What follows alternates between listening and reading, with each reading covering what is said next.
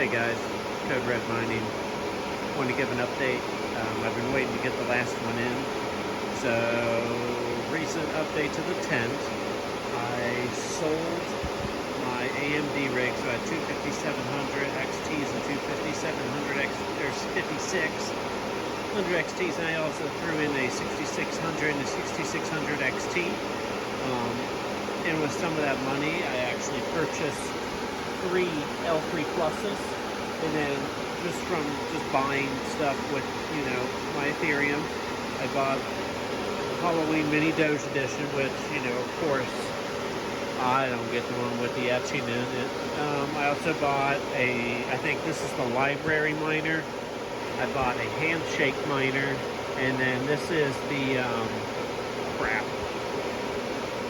handshake library. It'll come to me in a second.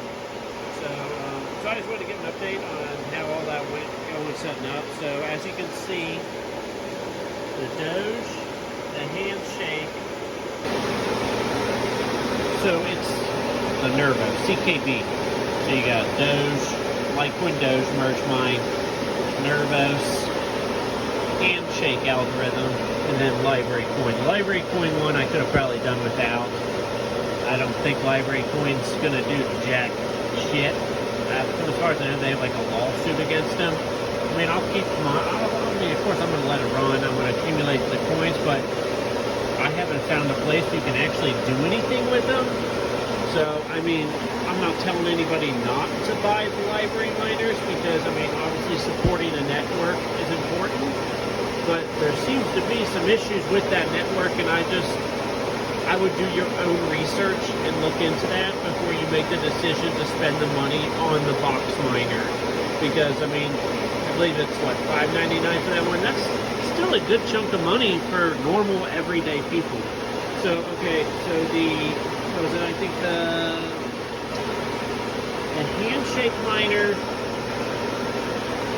and the Dogecoin miner were $6.99, and then I believe it was the Nervos one was, I'd like to say $7.99, $8.99. You can actually look for one is mining on Poolin, merge mining. This one is on Poolin. This one is on Poolin, and this one is on DX Pool, because there actually isn't many places to mine library coin. And there's like the wallets for library coin. They're like only on the library website, which is like it's a file share website. I have each of mine hardwired. From what I hear, the Wi-Fi adapter, the Wi-Fi signals work on them. But I mean, I'm wired. I have a big switch over there, then a little switch because I needed more ports, and then I have all 4 running off this HP 1200 watt power supply. I don't have them like cranked up or anything. I will say the LEDs on the MiniDoge, they're pretty neat. It's a pretty cool little miner. Everybody keeps saying that, oh, the Litecoin network is going to go up in difficulty once all the L7s hit the market. And if I understand, you know, usually how they do with Bitcoin miners, they probably do with Litecoin miners that Antminer has been mining on those miners already for a long time, and then they basically pay off their cost of production, and then they sell them, like they clean them up and resell them. So I don't know if per se the network difficulty is actually going to go up much more than it is currently, because in theory all these L7s have already been on the network. It doesn't mean there won't be an influx of difficulty, but I mean, fingers crossed that there's actually not that much. Okay, so let's move on. So the box miners, so freaking easy to hook up. I used Advanced IP Scanner. They show up, I think, it was like Texas Instruments. So it said like Shanghai something, what the company where they're located, where GoldShell is located. Super simple. You pull up, you pick English. You click unlock. The password is admin 123456789. I recommend once you get in, you change your password right away. It was super simple. You add your pools in. There's not much to it. They're very simple to set up. They're efficient. I mean, they make a good amount of, they make a decent amount of heat, but they're not like a giant ASIC miner. They're not loud. And not to count, they're kind of adorable. I mean, look at them. I mean, if I got the option to get a few more Doge miners at a good price, I would, but I'm not going to go out of my way.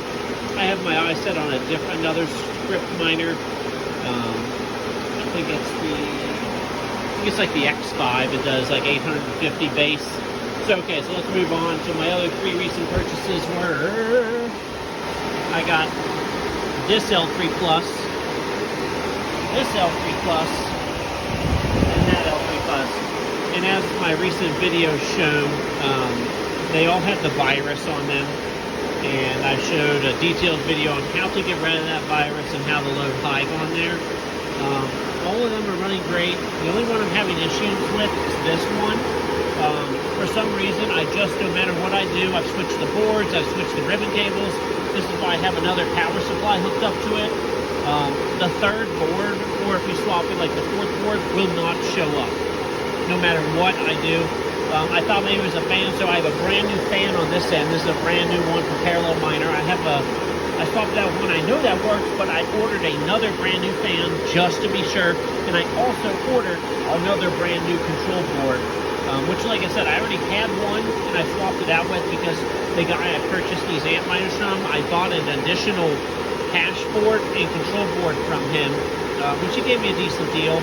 So I figured it can't hurt to have an extra control board and hash board around because, I mean, these things are old. I mean, and a hash board costs like $400. So the guy actually gave me these big, giant 240 power supplies. He knew I had 240. So a lot of people he sells to don't have 240, so he was happy to get rid of the big 240 power supply.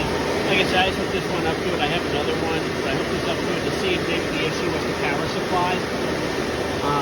So as far as the heat goes, man, they heated up my tent quick. I had to do something. They're not that loud, but like this one with the big tube on it, man, this one it runs really good. I have it set up a Hive. I think I have it overclocked. I think it's like the 610, which it runs great. But man, no matter what I do, no matter what hash I kept this one on, it just spews hot fucking lava out of it. I mean, it just barfs and shits lava. And I mean, this tube right here, it's warm, and it's venting directly outside. People are gonna be like, oh, why don't you vent it into your house? It's winter time. Well, you know what? It's a fucking hassle. And I may do it, but as of right now, to vent it into my house, I would like to vent it into my crawl space, but in order to do that, that would require me to like drill a hole to the fucking floor, and then my luck is all the heat would just come back up under my floor and heat up my room, which I don't want to heat up my room, obviously. So, okay. So this one has its own dedicated 8-inch tube. It just slips right over it. All the fucking hot lava just coming right out of it.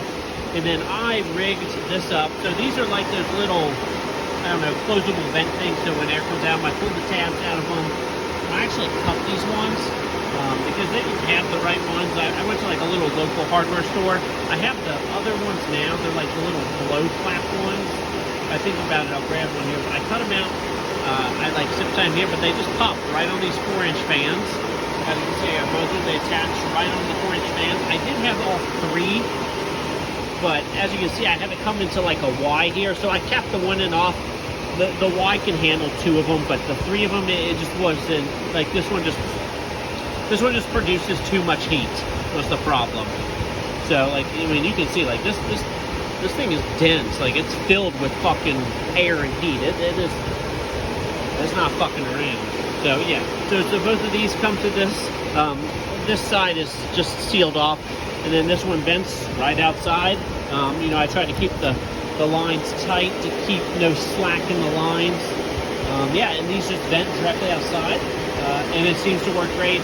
As you see, my temperatures are decent in here. They hover around. As long as I'm not getting above 110, 111, I'm not worrying.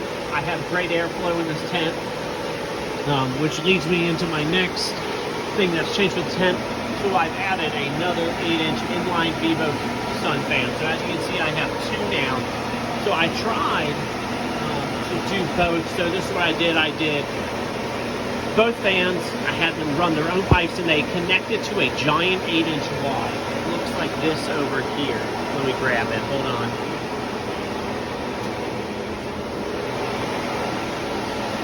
It connected to this. So, and it just didn't work in my head. I wish it did. My thought was like, oh, I'll feed them both into a Y, and you know, they'll push. It's an 8-inch tube that feeds directly out the window. I'll get double the wind power, but with one pipe. That is not the way that works. So basically, it caused. So you know, when you have inline fans, you want to create negative pressure in your tent. You want the walls to be sucking in. Obviously, they're not sucking in too much right now because I got the tent door open. But it was making the walls, like, you know, wave and stuff. The temperature was even hotter. Like, I was hitting 111, 112. It was not fucking doing anything. So I was like, okay, well, clearly the Y is the problem. So I went out. Sadly, Lowe's is, like, out of everything, and I didn't have time to really order and wait on stuff. So there is a 8-inch to 6-inch adapter, which I sucked in the 8-inch too as much as possible because I don't want it to basically be trying to force 8 inches of air into a 6-inch. I wanted as little transition as possible. So then that 6-inch, I had to just basically run out over here. It's not ideal, but I have to. I was kind of out of areas to run it out. As you can see, I have quite the tubes coming out here, and that's just like this little zipper thing I bought. It's like it seals up, and then you like Velcro, and then you zipper both sides of it, and you zipper, and it zips them into place. It was kind of just a cheap solution because I don't really have the plyboard option currently, but then I just sealed off any gaps and corners with duct tape. So actual 3mm foil duct tape. This is where the 4-inch one dips, and this is an air conditioning. This is my main office too, so I run the air conditioning sometimes to just keep it cool in here. So, but yeah, that's the major update that I've been dealing with. I was trying to wait to make this last video until I got the Doge miner. I finally got it. You know, it seems that the shipping time, I won't lie, was pretty fucking terrible. It took 3 or 4 weeks to get, and when you message them, they're just like, oh, I don't know, we sent it to DHL ages ago. We have no idea. Sorry. So yeah, that was the only thing I was a little disappointed with GoldShell about, was their customer service in regards to like shipping or, you know, just basic inquiries was not the best. But that's okay. Okay. So it took me a while. I was really hoping these L3 Pluses would be as simple as just plug them in, set the pools in mind. That was my plan. I sold that other rig to make room in here to fill up, you know, free up some electricity, to free up heat, so I had more, so I could produce more heat, but have enough air move, basically.